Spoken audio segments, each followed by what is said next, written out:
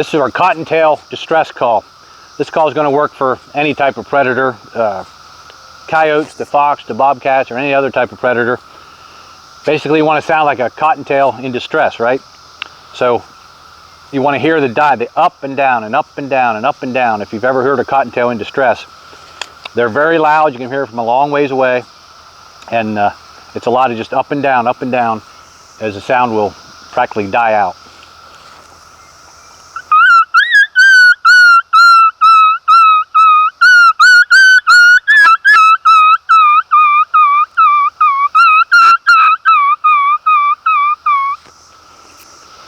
It just sounds like a cottontail in distress. It's a great sounding call. It's easy to blow. Again, with all the predator type calls, the harder you blow, the easier it is to control. If you just try and ease into these type of calls, you just get a lot of high-pitched squealing. So you want to blow on it. The more you blow, the easier it is to control the call. This is our pup howler. This one is going to give you a little bit more high pitch, not quite as raspy and deep as our bigger coyote howler. So when you're calling, you want to sort of set up the scenario of a pup in distress. It's very easy to do with this call.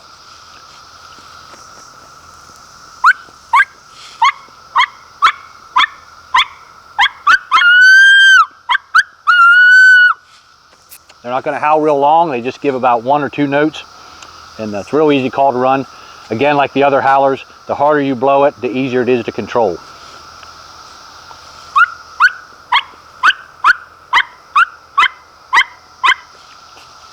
This is our double reed coyote howler. Another easy call to blow. The harder you blow, the more easier it is to control. Just blowing.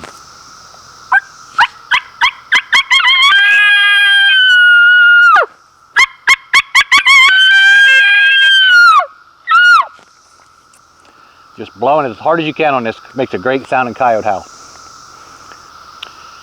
When using these calls, remember, especially the cottontail in distress, a lot of times if you're hunting fox, they'll charge in, so you need to be ready very quick whenever you're running this call. I would start out running it maybe softer than normal, and then work your way up as you're calling, something like this.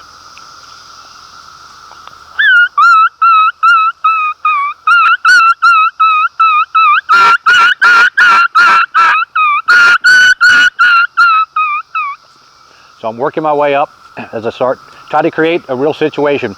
And you got to remember, a coyote or a fox, mainly coyotes, they want to take advantage. They're thieves. They want to take advantage of someone else's bad situation. So if they hear this, they're thinking someone else already has it caught. So they're more apt to come in a lot quicker than, say, just a howl where you locate them.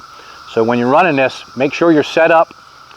Before you start running this one, make sure you're set up and you know the wind direction in case you have to move. And you have good line of sight in all directions, because it can happen pretty quick when you run one of these.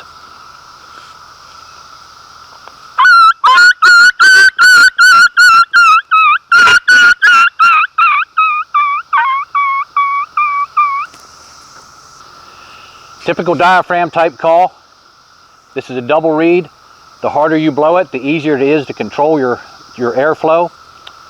Don't be afraid to bend the frame or cut the tape. You want to make sure that it seals up into the roof of your mouth, very comfortable, that you can control the air going over top of the reed.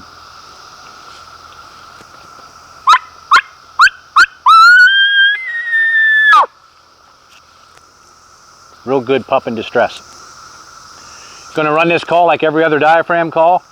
Make sure it fits into the roof of your mouth, fits your palate. Everybody's sort of unique that way, so don't be afraid to bend the aluminum frame. You don't ever want to kink it. Just a nice smooth bend. You can take the tape off if you have to help it to seal up more. And then you're just blowing on this call as hard as you can. The harder you blow, the higher pitch you get. And then to end it, just drop your jaw.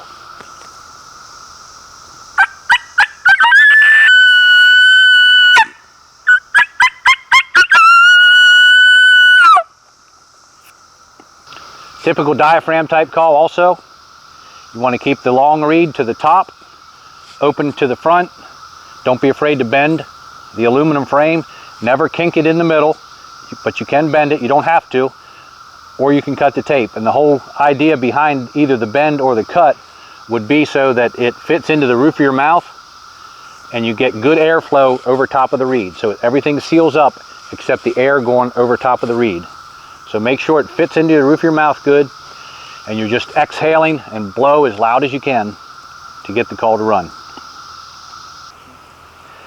This call is a great call to recreate the pup in distress.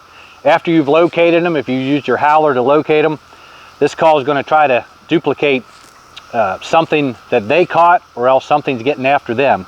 Creates a real high tension filled scenario that is pretty much all that you need to bring the coyote in that final few yards for you to get the shot.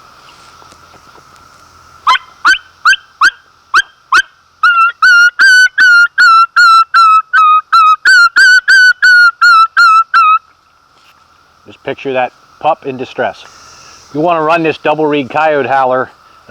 Use it as a locator probably to start off, because you have a lot of volume, so you can locate, you can get the coyotes to answer you, and then you can sort of play the wind once you get them to answer you. So it helps you to get set up, and the curiosity factor is part of it also. But you can tone this call down, and you can call them the whole way in with this call. You don't need a whole lot of calls. This will also tone down, but the main thing for this call is to locate or to challenge them and get you set up to move in for the kill. When using these calls, if you want to be a lot more effective, you want to use the wind to your advantage. So if you have a coyote answer you way downwind, he's going to want to come up and get downwind of you, and usually they'll do that within 100 yards. They're not going to get right on top of you before they do that. We're talking about an animal with a very high sense of smell, and he's very aware of everything that's going on. So he's going to want to come in downwind of you, and usually that's 100 yards or more. So when I'm setting up on the coyote, I'm going to want to go downwind of my calling position and try to get a vantage point where I can see 100 yards at the intersection of where he's going to try to come and get downwind of me. So we're going to have a better advantage on him if we can see a long ways. We don't want to get in a tight spot and start calling and never know what happens. So we want to be able to see, and you want to be able to definitely play the wind. These diaphragm type calls is your most economical way to get into any type of calling, really, but for predators they're great. It allows you to get a lot of volume, tone it down. You can do a wide range of distress to howl. A lot of different calls you can make on this diaphragm call. And you don't got to spend a lot of money. For 20 bucks, you can have a complete set of diaphragm calls that'll get the job done for you no matter what the situation is.